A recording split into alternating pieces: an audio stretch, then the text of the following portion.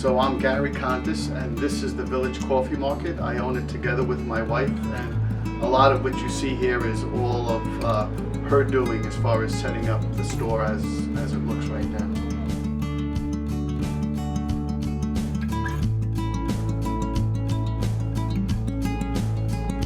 Favorite memory is when we first opened. It was very slow and things were very rough for us.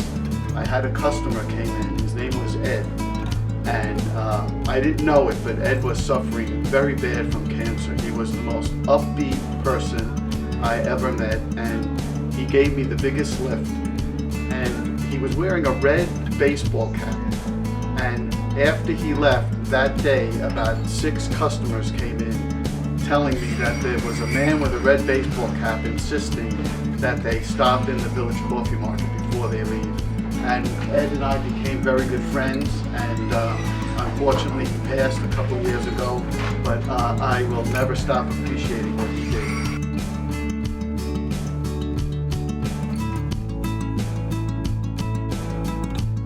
What makes the coffee market unique is really that we have 180 flavors of K-Cups on this wall, each in an individual basket.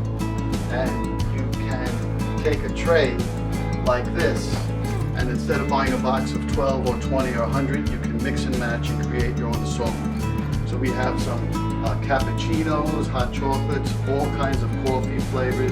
We have the largest selection of decaf flavors of any coffee company in the country. And it just makes for a very unique and fun experience.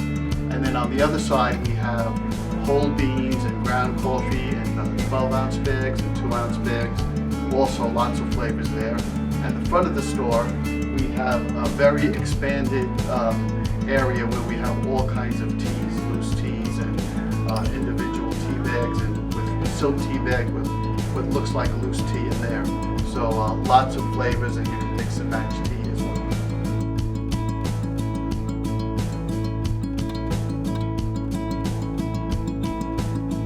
My personal favorite flavor is, I actually have 2. One is the Kona blend, which is a light roast. I normally drink dark roast, but the flavor in it is so rich that it is really a delicious coffee. And the other one is the espresso roast. It's my go-to cup. It's a dark roast. Almost every night when I leave here, the last thing I do is make myself a cup of that coffee for the ride home. So those are my favorites.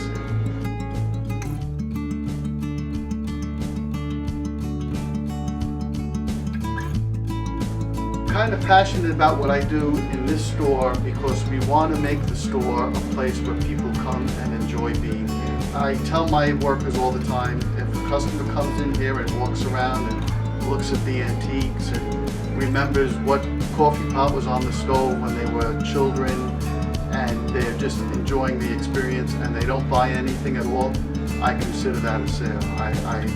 I want people to come and enjoy being here. In fact, I have on Friday a woman coming in. It's her 92nd birthday, and she came here on her birthday a few years ago, and every year when she comes in I have a gift ready for her, and we look forward to her visit here, and we'll be celebrating.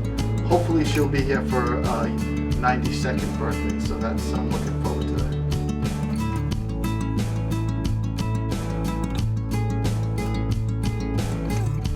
My favorite thing about being the owner is spreading what I call my purpose. On the back of every one of my boxes, on the front of the box it says, "Encourage someone today, see back panel," and there's a message on the back panel.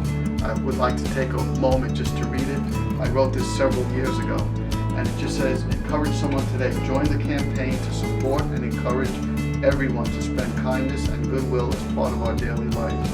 Give someone a heartfelt compliment or take the time to share a few kind words with a stranger. Express a little extra appreciation and thankfulness when someone helps you. Words of motivation to a young person trying to find his or her place go a long way. Ease the pain of loneliness for someone who is older. If everyone would take a moment to encourage someone every day in small, simple ways, we will all be in a better place.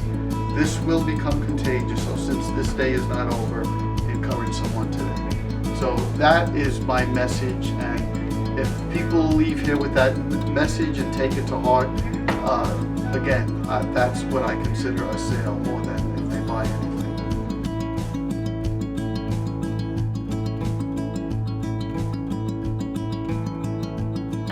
Well, actually, I own a coffee company. We deliver coffee to restaurants, bagel stores, and offices. My cousin moved from Brooklyn to Port Jefferson in 1968 and started Colonial Coffee. And then I used to work for him from time to time while I was in high school and help him with his deliveries as his company was growing, and helped him with sales. And in '03, I bought the company from him. And then I had some, always I have fantastic employees, but particularly this young guy, his name is Glenn. He was very enthusiastic, and he wanted us to sell K-Cups from the office, which we started doing. He engineered the whole thing, and we actually made a very small version of what you see in this market in Port Jeff, where we have Colonial, which is how people at Stony Brook kind of recruited us to see if we wanted to open the market, and my wife got involved with setting the market up, and hopefully we're spreading some goodwill and kindness and just letting people have a place to, come here and become friends.